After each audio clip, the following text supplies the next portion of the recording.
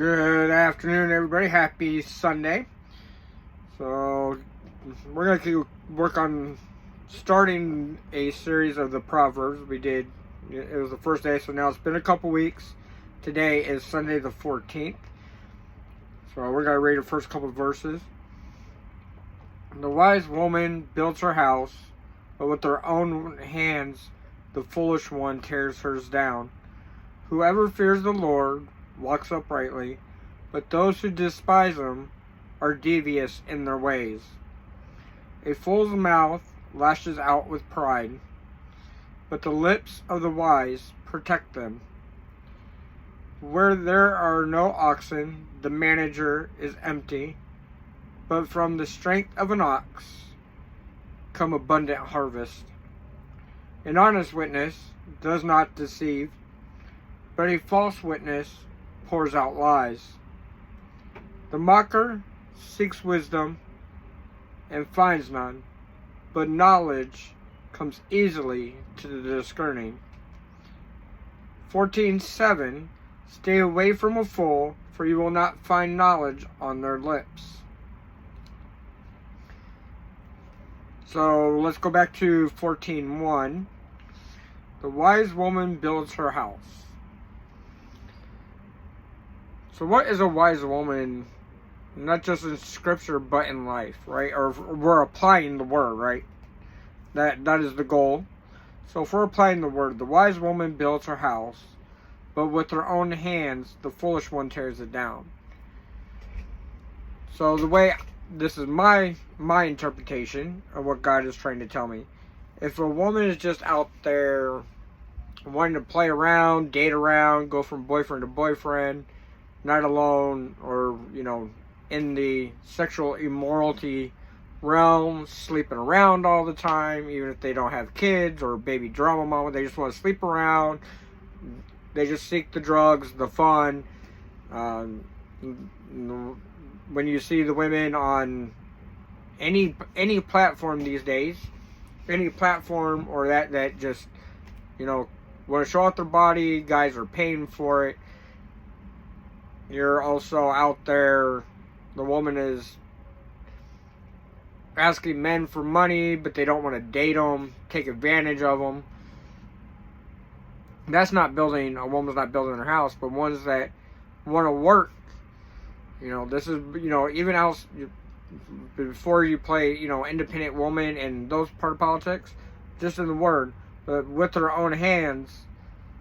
So, okay, now the second part, but with their own hands, the foolish one tears hers down. So, I believe even before you apply being a Christian person and ethics and morals, we know that we're not saved by, works, but there are certain things that Christians do. And we talked about this. Check out Redemption Church. I will try to have those linked. We just talked about that kind of in our own church today at Redemption Church here in Beaumont, Texas. So, just a decent human being, male or female. So, but with her own hands, the foolish one tears hers down. So whether her hands, the one that's, outside doing wrong, but as a basic human being, if I see a woman have her own place and she's working hard for it, even outside being a Christian, just being just having basic respect for human beings. And also this goes into what's going on today, right? We're over fighting and just wanting to tear people down out of nothing. If I don't like that woman, or even if a man builds his own house, if I have no respect for his work, him trying to provide a living for himself, not alone a family, I'm going to be out there, I'm going to punch him, I'm going to find ways to set it on fire, things like that, right? We don't want to do that. Those that thieves, like even me, I tried when I was in my play years, I was being foolish a couple years back. Not just normal rebellious years, but those that have been watching and following my rebellious years of really getting into the heavy drugs, I kept God in my mind, but, anyways, I was being foolish. But that being said, I was with the wrong people, and they stole from me. I tried to trust them, and because I know what it's like. I've had my hard times before these years, but I was also trying to build my own life and went with the wrong crowd and it stole. So I was being foolish, and I knew they were being foolish, but I was also trying to give them the benefit of the doubt.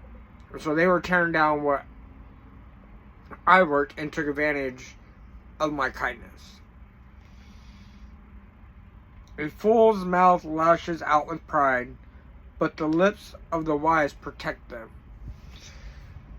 Now that's verse 3. I know I skipped verse 2, but since I'm on verse 3, a fool's mouth. So a fool to me is just somebody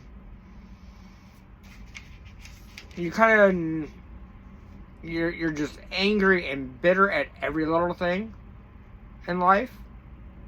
I've had my moments, but I've never been fully bitter at my life. I can say that. Like, oh, okay, maybe I should have done this better. I've been bitter at my own little things, but never at one, because I know we all go through things. But, so, like, a mouth lashes out with pride. I'm going to be blunt. Kind of like how it used to be called no fake struggling, but now it's cross services.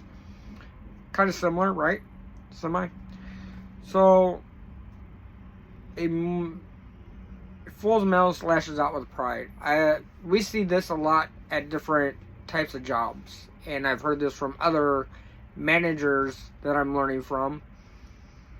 There's this good manager that I know, hire manager at a store, and she hired somebody that has a troubled past, and that person with troubled past is given more work than others, and long story short is cutting down that person. So one, they're being a fool. First of all, they're not understanding that person went through a lot. That manager is giving her a second chance at life and wanting to do right. So instead of praising her or helping her or asking, what got, about her story, that's being a fool to me.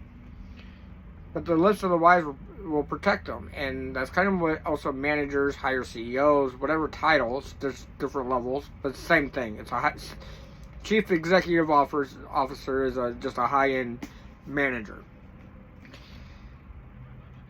So they protect them. They talk to them like, hey, this person works hard. They've been through a lot. You need to understand. So that kind of goes into where there are no oxen, the manager is empty. So where there are no oxen, see, just a manager, right? So a manager is like an overseer. We have elders, we have the apostles. And God actually sends these out because God had created humans. He couldn't do it a lot. He loves people. He just don't like that people fight and argue over, we're going to argue and fight, that's fine. But to want to just be like a Cain, or to have your mindset come to a Cain, I'm going to kill him because he don't agree with me. I'm going to kill my brother because he don't agree with me. And he's wrong. Let me destroy everything in the world. And getting jealous, like, it should be, all right, you don't agree with me. You don't see my side of it. Go about. To let yourself, and that also ties into the circumcision of the heart when we turn our life over to God. If you're not already raised, or maybe you've been strayed, another reason for straying from the church of different things. But a circumcision of the heart, you understand, you love other people in general. Now, you might not always get along. That's why we have different groups and different jobs and all that. Not all one group is going to get along. But for us to continue to fight and fight and fight and want to beat each other and kill each other and destroy cities, that's why we have things. We even with everything going on, we got to have managers or a government. We might not always agree with that, but then stand up in the right way. Is it always a protest on the street or things like that? Maybe we need to step up and actually go to the mayor, write a letter. What can I do right now in my city? I might not be able to reach the president or those people in charge, but what can I start down below? Don't matter if you're Democrat or Republican. Right now, it's what can you do? within your means or your knowledge. And then as you grow that knowledge and wisdom, maybe I could do more. I'm looking to help at an animal shelter. And I'm going to tell you why. These are pretty much, one, I love animals. The fact that God created them, I've had animals through my life. That being said, as many videos as people will post about breeds and training, or you hear this from your friend, and how to train, and this dog food. So that's another part of it. So one is I want to volunteer at an animal shelter because I love animals, and it gives me something to do. Second of all, another reason I want to do is I want to learn more of the in and outs of properly cleaning a kennel, the different breeds and how they act, learning to train the different breeds in different situations. Now, am I going to get it in one day, in a week? I probably won't even get it in a year. It will take me years. Will I necessarily be the one always out in the field? No. But even if I'm at the facility, out walking the dogs, I'm learning their different cues as a breed, not alone as a dog or a cat or whatever, the characteristics.